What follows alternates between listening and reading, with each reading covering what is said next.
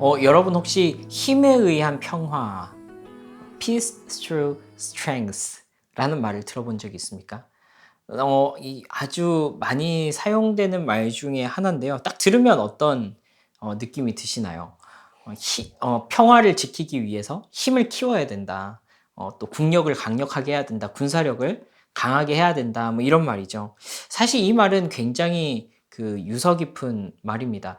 사실 이 말의 그 기원을 따라 올라가다 보면, 그러니까 이제 어떤 문서로서 처음 발견되는 것은 사실 그 기원이 하드리아누스 황제, 그러니까 로마의 14대 황제였고, 또 한 2세기 정도에 활약했던 그런 황제의 를 통해서 처음 이제 말해졌다라고 합니다. 힘에 의한 평화.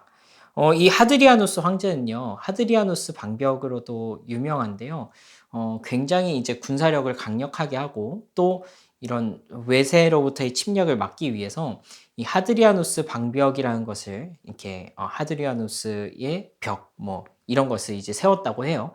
이것이 이제 발견된 게 이제 독일과 영국에서 발견이 되는데요. 이 웨일즈와 잉글랜드 사이를 가로지르는 이 벽입니다. 이 벽의 그 성체를 중심으로 해가지고 또 성을 쌓기도 하고 그렇게 했다고 하는데요. 그게 이제 여러분 축구 좋아하시는 분들은 아시겠지만 지금의 뉴캐슬, 뉴캐슬이 그렇게 해서 이제 탄생을 했다고 합니다. 아무튼 이제 이 하드리안 황제는요, 힘으로 평화를 유지해라.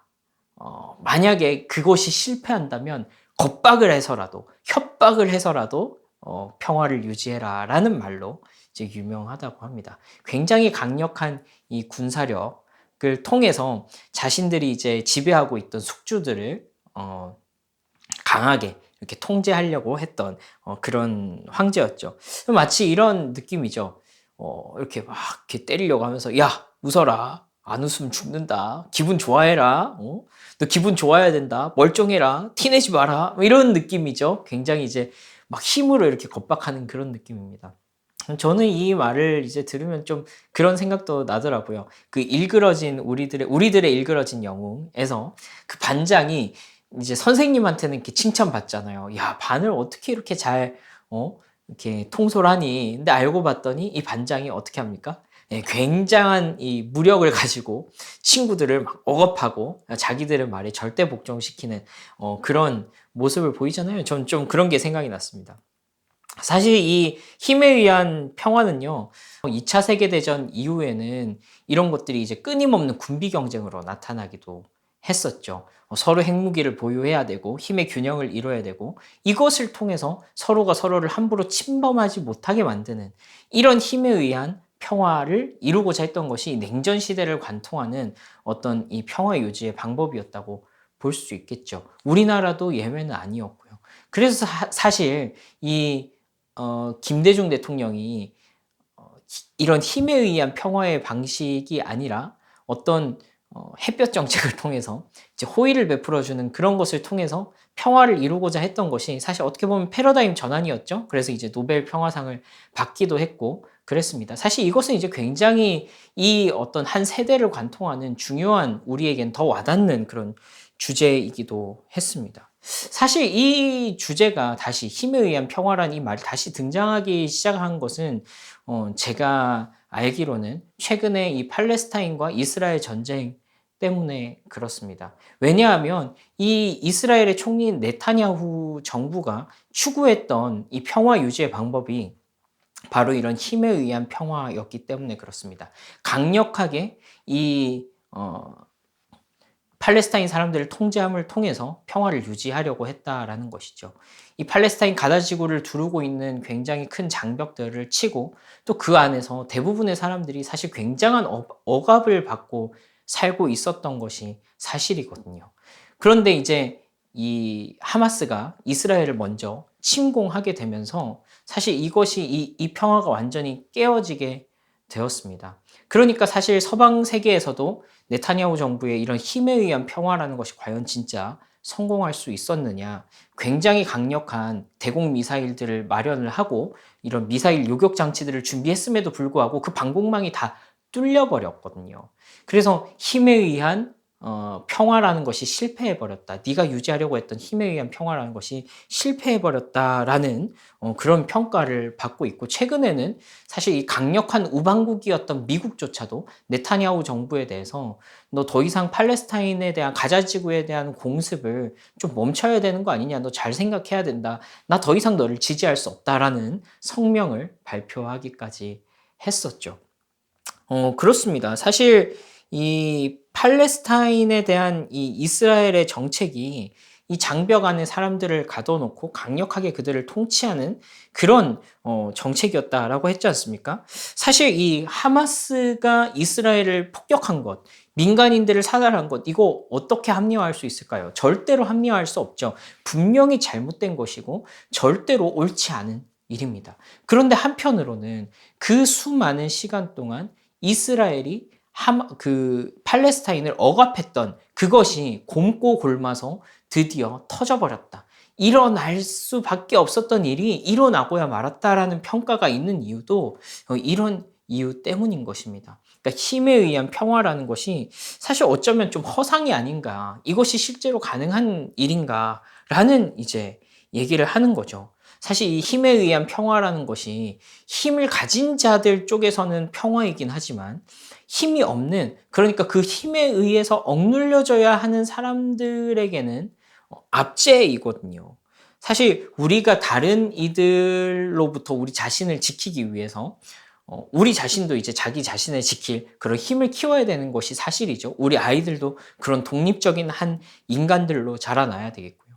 그런데 우리의 힘으로 다른 사람들을 압제하거나 다른 사람들의 권리를 빼앗는 방식으로 우리의 평화를 유지하는 것, 우리 가족의 안전을 유지하는 것, 이런 것들이 과연 옳은 일일까 하는 것도 한번 생각해 봐야 하는 것이라고 생각합니다. 사실 이제 제가 전쟁과 평화라는 이 주제를 중심으로 이런 얘기를 했지만요. 사실 이것은 우리 일상에 굉장히 많이 맞닿아 있는 통용되는 원리입니다. 많은 경우에 우리는 이 평화를 유지하기 위해서 힘을 가진 자들에게 협조해야 합니다. 우리는 많은 경우에 이 아무 문제 없기 위해서 이 평범한 삶에서 얼마나 치열한 삶을 살아내야 되는지 모릅니다. 왜냐하면 우리는 끊임없이 서로가 서로를 위협하는 그런 세상 속에서 살아가고 있고, 또 그 속에서 우리의 평화를 유지하기 위해서 온갖 어떤 이 머리를 써야 되는, 또 그리고 노력을 해야 되는, 분투를 해야 되는, 그 평범함을 유지하기 위해서 애를 써야 되는 그런 현실을 살아가는 것이 우리의 모습이기 때문에 그렇죠. 사실 우리가 오늘 읽은 그 본문의 배경도 그런 배경 속에 서 있습니다. 이런 이 스토리 라인을 가지고 있습니다. 우리 샤이닝 처치 공통교육 기독교 탐사 얼마 전에 끝났죠. 를 잘 따라오신 분들은 혹시 기억하시겠지만 이 유앙겔리온이라는 단어, 복음이라는 단어가 원래 어디에 사용되던 단어라고 했습니까? 네, 그렇습니다. 바로 로마에서 사용하던 용어다. 로마에서 굉장히 전쟁과 관련된 용어다라는 것을 우리가 이제 첫 시간에 사실 배웠었거든요. 이 그리스의 한 비문에 이런 말이 적혀 있었다고 합니다. 황제 아우구스투스는 모든 이들이 기대하는 복음을 드러나게 하시고 그로 인해 온 세상에 복음이 시작되었다. 그러니까 이 아우구스투스 황제, 지난 시간에 함께 살펴봤던 그 아우구스투스 황제가 복음의 시작이라는 거예요. 이 사람이 태어났기 때문에 로마의 이 승리, 로마의 평화가 시작됐다라는 거예요. 그러니까 아우구스투스가 적군으로부터 승리를 거두고 로마로 다시 들어올 때 로마의 평화를 선포할 것이기 때문에 그 평화의 소식을 시작할 자로서 아우구스투스를 꼽은 것입니다. 이 승리의 소식, 그리고 이 승리를 가져올 황제의 소식, 이 황제에 관련된 모든 것, 이런 것을 보고 유앙겔리온, 그리스어로 유앙겔리온, 그러니까 번역하자면 복음, 영어로는 굿뉴스, 가스펠이라고 하는 것이 이제 이런 방식으로, 이런 용례로 로마에서 사용됐다는 것이죠. 그러니까요, 이 로마가 이 당시에 유지하고 있었던 평화라는 것이 힘에 의한 평화였죠. 이 아우구스투스가 자기의 평화를 유지하기 위해서, 그런데 어떻게 했습니까? 네, 당시에 이 만삭했던 이 마리아까지도 아주 어린 이 임산부까지도 150km를 걸어서 자기 동네에 가서 호적을 해야 되는 그 힘에 굴복할 수밖에 없는, 그리고 그 힘에 복종했을 때 마침내 로마의 평화가 찾아오는 이런 아이러니, 이게 진짜 평화인가 싶은 그런 일들이 일어났다는 거죠. 그렇죠. 사실 로마의 유앙겔리온, 로마의 복음, 이 황제가 선포하는 복음이라는 것이, 황제가 선포하는 좋은 소식이라는 것이 정복자의 입장에서는 좋은 소식이에요. 지배하는 사람의 입장에서, 압제하는 사람의 입장에서는 유앙겔리온입니다. 복음입니다. 그러나 압제당하는 사람의 입장에서는 이것은 고통의 시작이고 핍박의 시작이 될 수밖에 없는 것이죠. 여러분, 그런데요, 오늘 우리가 읽은 성경 말씀에서 재밌는 구절이 등장을 합니다. 한번 읽어보겠습니다. 8절에서 10절입니다. 그 지역에서 목자들이 밤에 들에서 지내며 그들의 양떼를 지키고 있었다. 그런데 주님의 한 천사가 그들에게 나타나고 주님의 영광이 그들을 두루 비추니 그들은 몹시 두려워하였다. 천사가 그들에게 말하였다. 두려워하지 말아라. 나는 온 백성에게 큰 기쁨이 될 소식을 너희에게 전하여 준다. 여러분, 10절 말씀을 보니까 천사가 온 백성에게 큰 기쁨이 될 소식을 너희에게 전하여 준다라고 말합니다. 큰 기쁨이 될 소식. 바로 이것이 그리스어로 보면 유앙겔리조마이, 유앙겔리온의 변형입니다. 그러니까 복음이란 말입니다. 온 백성에게 큰 기쁨이 될 이 복음을 너희에게 전하여 준다라고 천사가 이 양치고 있었던 목자들에게 복음을 선포하는 겁니다. 유앙겔리온을 선포하는 것입니다. 그런데 이 복음이 천사에 의해서 전파된 그 대상을 한번 생각해 보십시오. 누구라고 그랬습니까? 네, 밤에 들에서 양을 치던 목자들이었습니다. 여러분, 이 사람들은요, 한 번도 이 유앙겔리온을 들어보지 못한 사람들입니다. 여러분, 유앙겔리온이 뭐라고 그랬죠? 복음이 당시 로마 사회에서 어떻게 통용됐다고 그랬죠? 네, 황제의 소식, 황제가 승리했다는 소식, 황제가 정복에 성공했다는 소식이라고 그랬잖아요. 네, 그렇습니다. 그래서 이들은 한 번도 유앙겔리온을 들어본 적이 없었습니다. 왜냐하면 이 사람들은 단 한 번도 승리한 적이 없었기 때문입니다. 여러분, 잘 한번 생각해 보십시오. 이 밤중에 양을 지키던 목자들, 이 목자들이었습니다. 여러분, 당시에도 24시간 근무가 활성화가 되어 있었을까요? 무슨 편의점처럼 24시간 편의점처럼 그렇게 밤에 노동하는 것이 일반화되었을까요? 그렇지 않았을 것입니다. 당시에도 밤이 되면 자고 낮이 되면 일을 하는 것입니다. 여러분, 8절에요. 밤중에 들에서 지내며 라고 했는데요. 이 밤중에 들에서 지내며란 말은 아예 침상을 이 들에 깔고 밤새도록 이 양들의 보호를 지켜야 하는 그런 직무를 해야 하는 그런 목자들이었다라는 말입니다. 여러분, 이렇게 고된 일은요, 보통 고용주가 하지 않습니다. 보통 이런 일들은 외주를 주거나 아르바이트생을 쓰거나 그렇게 하겠죠. 누군가를 고용할 여력이 없어서 혹은 스스로 야간까지 편의점에서 이제 편의점 지켜야 하는 그런 편의점 주인, 이런 소상공인의 경우거나 아니면 진짜로 야간에 일을 할 수밖에 없는 그런 상황에 처한 그런 사람들이 바로 오늘 본문에 나오는 이런 목자들이었을 것입니다. 여러분, 이 사람들은요, 을 중에 을들이었습니다. 그냥 이 치열한 하루하루를 살아가는 중에 그 치열한 사람들 중에서도 가장 치열한 사람들이 바로 이 밤중에 양을 쳐야 했던 이 고된 노동에 시달리던 사람들이었다는 말입니다. 그러니까 한 번도 승리의 소식을 들어보지 못한 정도가 아니라 이들이 항상 들었던 소식은 정복의 소식이었고 압제의 소식이었고 고통의 소식이었던 것입니다. 그러니까 이 사람들은 유앙겔리온하고는 아무런 관계가 없었던 사람이라고요. 여러분, 당시에도 이 목자라는 직업은요, 대우받는 직업이 아니었습니다. 오히려 천대받는 직업이었고 주류로부터 밀려난 비주류의 사람들이었죠. 근데 바로 이 사람들에게 기쁨이 될 소식, 좋은 소식, 유앙겔리온이라고 하면서 그것이 선포가 된 것입니다. 이 사람들이 가장 복음을, 승리의 소식을 먼저 제일 처음 들은 사람들이었다는 것이죠.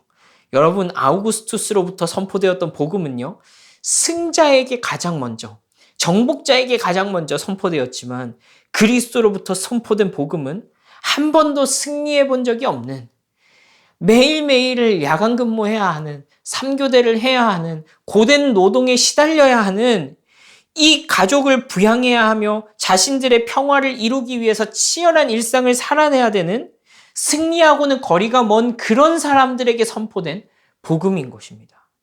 여러분, 그리고 이 천사들은 복음, 그러니까 이 유한겔리온, 승리의 선포를 이렇게 이어가고 있습니다. 말씀이 10절에서 12절입니다. 천사가 그들에게 말하였다. 두려워하지 말아라. 나는 온 백성에게 큰 기쁨이 될 소식을 너희에게 전하여 준다. 오늘 다윗의 동네에서 너희에게 구주가 나셨으니 그는 곧 그리스도 주님이시다. 너희는 한 갓난아기가 포대기에 쌓여 구유에 뉘어 있는 것을 볼 것인데 이것이 너희에게 주는 표징이다. 여러분, 옥타비아누스 황제, 그러니까 이 아우구스투스 황제의 생일 자체가 이 유한겔리온 복음으로 선포가 되었습니다. 그리고 그날은 복음의 날로 굉장히 화려하게 기념이 되었습니다. 그런데 여러분, 이제 진짜 하나님의 아들, 복음 그 자체이신 분이, 승리 그 자체이신 분이 오신 것을 보십시오. 여러분, 이 복음의 날 천사들이 뭐라고 하고 있습니까?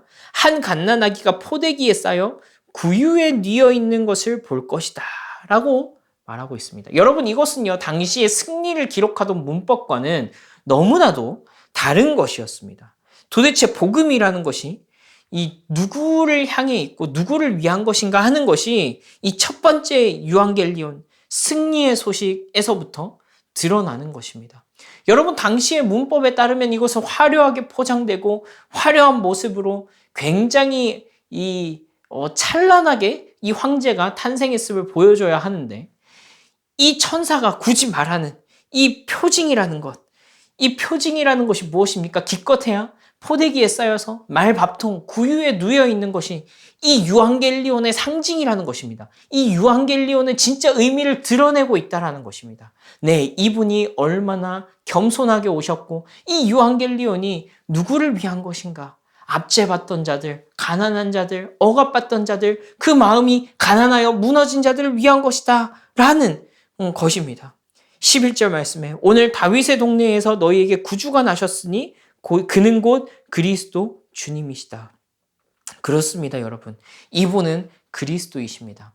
그리스도라는 말은 기름 부음 받은 자라는 말이죠. 사실 유대 전통에서 기름 부음 받은 자라는 말은요, 왕, 선지자, 그리고 제사장이었습니다. 이 왕, 선지자, 제사장을 임명할 때 그들의 머리에 기름을 부어서 그들이 진짜 하나님께서 인정하신 왕, 선지자, 제사장이라는 사실을 드러내고 선포하고 하나님의 임명을 받는 것이죠. 그런데 사실은 물론 예수님께서 이 제사장과 선지자의 직분을 다 감당하셨지만 오늘 이 말씀에서는요, 특별히 왕으로서 선포하시는 복음입니다. 그는 그리스도, 왕으로서 하나님께서 인정하신 참된 왕으로서 우리에게 평화를 선포하실 분이다라는 것이죠. 오늘 여기서 이제 주님이란 말은 로마 사회에서는 지배자, 주인, 황제 등에게 이제 돌려진 표현이면서 동시에 구약 성경의 맥락 속에서는요, 이 주님이란 표현은 오직 여호와 하나님께만 돌려지던 그런 표현이었습니다. 아도나이라는 말의 그리스어 번역인 것이죠. 여하튼 스스로 신의 아들이라고 칭하던 그 아우구스투스의 그 교만함이 온 세상을 떨치고 있던 그 한 구석탱이에서 진짜 하나님의 아들, 하나님 그분 자신, 하나님이 인정하신 왕, 그분이 나신 거죠. 주 그리스도께서, 우리의 주님이시요 그리스도이신 그분께서 나게 되신 것입니다. 침묵하시는 것 같은 하나님, 그 침묵을 견디며 하루하루 그 치열한 일상을 살아내어 가야 되는, 평화와는 거리가 먼 그 평화를 유지하기 위해서, 아주 그 평범한 그 일상을 유지하기 위해서 그들의 온 힘을 다해서 물밑에서는 발장구를 치고 있어야 하는 그 치열한 삶을 살아가야 되는 그런 사람들에게 찾아오신 왕은요, 그 임금으로 오신 그 예수 그리스도는 바로 그들 중에 하나로서 우리 가운데 포대기에 쌓여서 말 구유에 놓여서 그것이 표징이 되어서 우리 가운데 오신 것이죠. 여러분, 이것은 힘 있는 자들에게는 여전히 침묵이었습니다. 아우구스투스의 황궁에서는요, 베들레헴 저 구석탱이에서 도대체 무슨 일이 일어났는지 도무지 알지 못했을 것입니다. 그러나 이 유앙겔리온을 기대할 수 없었던, 하나님의 좋은 소식을 기대할 수 없었던 이 저 구석탱이에 있었던 저 낮은 자였던 이 목자들에게는 조용하지만 빛으로 그분이 오신 것입니다. 바로 그 심령이 가난한 자들은 알아볼 수 있는 그 모습으로 이 땅 가운데 오신 것이죠. 여러분, 그래서요, 이 유앙겔리온이 선포될 때에 땅에 있었던, 땅에서 힘을 가졌다라고 말하는 그 땅의 군대는 침묵했지만 하늘의 군대, 하늘의 천사들은 하나님의 영광을 찬양한 것입니다. 13, 14절에 갑자기 그 천사와 더불어 하늘의 많은 하늘의 군대가 나타나서 하나님을 찬양하여 말하였다. 더없이 높은 곳에서는 하나님께 영광이요, 땅에서는 주님께서 좋아하시는 사람들에게 평화로다. 여러분, 이 유앙겔리온은요, 고작 땅에서 조금 잘 먹고 잘 사는 그런 류의 승리가 아닙니다. 온 세상을 뒤바꿀 그런 뒤흔들 승리입니다. 그래서 땅의 군대가 아니라 하늘의 군대가 승리를 선포하고 있는 것입니다. 이것은 하나님의 승리이고 또 그분의 은혜를 입은 사람들, 그분께서 기뻐하는 사람들, 하나님의 사랑을 받는 자들에게는 평화의 소식인 것입니다. 하나님의 은혜를 입은 자들에게 평화의 소식이라고요. 여러분, 이 황제의 승리, 힘 있는 자의 승리는요, 이 황제의 총애를 받는 사람들, 소위 말하면 개국공실, 어떤 공적을 세운 사람들에게는 물론 이제 또 기쁨의 소식, 한 자리 차지하고 있는 사람들에게는 뭐 그 유앙겔리온이 해당될 수 있습니다. 그러나 밤중에 야간 근무를 하며 이 양들을 돌봐야 하는 이 목자들에게는 아니겠죠. 여러분, 이것이 단지 제가 어렵게 살아야지, 고되게 살아야지 이 복음의 혜택을 입는다는 말이겠습니까? 그렇지 않죠. 여러분, 이 영혼이 가난한 자들, 인생의 질고를 아는 자들, 뭐 지금 내가 얼마를 가졌건 간에 이 인생의 고단함을 알고 그 아픔과 그 고통과 이 평화를 유지하기 위한 치열한 삶과 그 속에서 영혼의 목마름을 가진 그 사람들에게 선포된 복음을 보여주는 것이라는 말입니다. 여러분, 성경 속에서도 이런 인물들이 많이 나옵니다. 성경에서는요, 예수님이 세리나 혹은 성매매 여성들에게 찾아가시기도 했지만요, 동시에 부자 청년도 예수님께로 나와서 그 영혼의 가난함을 고백하며 선생이여, 내가 어찌하여야 영생을 얻을 수 있겠습니까? 라고 질문하기도 했습니다. 예수님께서는 그들의 겉으로 보여지는 그런 어떤 그 상황 자체가 아니라 그 영혼 속에 있는 그 가난함을 보시고 그들에게 다가가신 것입니다. 승리의 소식이 목자들에게 선포되었습니다. 그리고 그 목자들의 목자이신, 참 목자이신 예수님께서 우리에게로 오셨습니다. 요한복음 10장 11절 말씀에 나는 선한 목자이다. 선한 목자는 양들을 위해서 자기 목숨을 버린다. 라고 예수님이 말씀하셨습니다. 목자들의 목자, 화려한 왕궁에서가 아니라 말 구유에 나신 분, 사람들을 압제하며 그들의 이 사람들의 불만을 힘으로 억누르고 그래서 겉으로 보여지는 웃어 라고 겁박해가지고 만들어내는 그런 평화가 아니라는 것입니다. 진짜 참된 평화를 선포하러 오셨다는 것입니다. 들의 침상을 펴고 그들을 위하여 언제든지 목숨을 버릴 준비가 되어 있는 이 목자들, 그런 목자로 우리에게 오셨다는 것입니다. 그리고 실제로 그분은 십자가에서 죽음을 통하여 죽음을 정복하시고 죽음에 대한 승리를 선포하시고 진정한 승리를 쟁취하셨습니다. 영원한 승리입니다. 온 세상의 승리입니다. 매우 초라해 보이고 약해 보이지만 여러분, 이것이 우리의 강함이지 않겠습니까? 이것이야말로 진짜 유앙겔리온, 진짜 승리의 소식, 진짜 복음이라고 하지 않겠습니까? 여러분, 그렇습니다.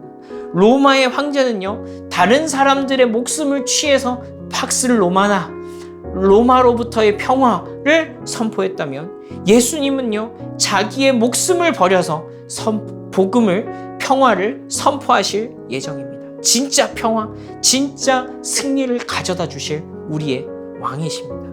여러분, 이것은요, 세상이 볼 때는 침묵 같아 보입니다. 헛짓거리 같아 보입니다. 그러나 여러분, 우리에게는 하나님이 분명히 일하고 계신다라는 강력한 증거입니다. 여러분, 우리가 함께 기도하면 좋겠는데요. 우리 첫 번째로는 이렇게 기도하면 좋겠습니다. 여러분, 우리가 이 침묵하시는 하나님에 대해서 좀 얘기를 해왔지 않습니까? 샤이닝 사일런스 시리즈를 하면서 이제 나와왔지 않습니까? 여러분, 혹시 여러분 가운데 그런 사람이 있습니까? 하나님 언제 대답하시겠습니까? 하나님 언제 내 삶에 응답하시겠습니까? 라고 이 답답한 기도를 여전히 드리고 계신 분이 계십니까? 네, 바로 그런 영혼의 가난함을 가진 당신이 바로 이 복음을 듣기에 합당한 사람입니다. 이 유앙겔리온의 선포를 듣기에 합당한 사람이란 말입니다. 바로 당신을 위해서 이 복음이 선포되었습니다. 우리 이렇게 기도할 때 자기 자신을 위하여서 하나님 아버지, 주님, 이 포대기에 쌓여서 구유에 누여져 있는 이 세상이 봤을 때는 어떠한 사인도 될 수 없어 보이는, 아무 일도 일어난 것 같지 않아 보이는 이 구유에 누인 아기가 주님 나에게 표징이 되게 하여 주십시오. 하나님께서 조용하지만 침묵하시는 것 같아 보이지만 빛나도록 일하고 계신 하나님의 일하심이란 사실을 내가 받아들일 수 있도록 도와주십시오. 주님, 내 삶에서 일어나는 이 침묵하시는 것 같아 보이는 그 많은 일들 중에서 그렇게 일하고 계신, 그런 방식으로 일하고 계신 하나님을 내가 믿고 예수 그리스도를 나의 구주로 영접하게 도와주십시오. 그렇게 기도하면 좋겠습니다. 또 한 가지 마지막으로 기도하실 때요, 우리가 복음이 필요한 사람들, 이 영혼의 가난함을 여전히 지니고 있는 사람들이 있다는 사실을 기억하면 좋겠습니다. 여러분, 우리가 이 천사가 되어주면 좋겠습니다. 이 승리의 소식을 선포하는 전달자가 되어주면 좋겠습니다. 바로 당신에게 이 승리의 소식이 찾아왔다고, 바로 영혼이 가난한 당신에게 이 승리의 소식, 바로 이 당신을 위한 승리의 소식이 당신에게 왔다고 라는 이 사실을 우리가 전달하는 전달자가 되면 좋겠습니다. 바로 그 사람에게도 구유에 포대기에 쌓여서 누여 계신 그 왕이 계신다라는 것을 표징으로 보여줄 수 있는 우리가 되면 좋겠습니다. 여러분, 우리 이 샤이닝 처치가 이 유앙겔리온의 선포, 이 복음의 의미, 이 승리의 의미를 진짜 드러내는 교회가 되기를 바랍니다. 조용하지만 분명히 빛나고 계신 그 하나님의 일하심을 이 땅 가운데 드러내는 그런 교회가 되기를 소원합니다. 우리 함께 들은 말씀을 생각하며 기도하며 나아가시겠습니다. 기도합시다.